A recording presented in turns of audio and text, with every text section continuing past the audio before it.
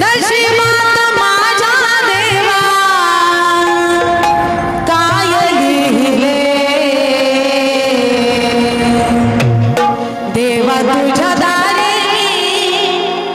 देवा तुझ्या दारी काय पाप केले देवा तुझ्या दारी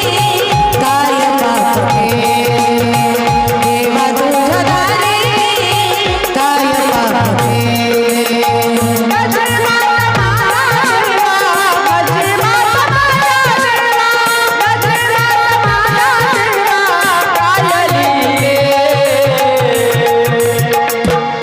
देवा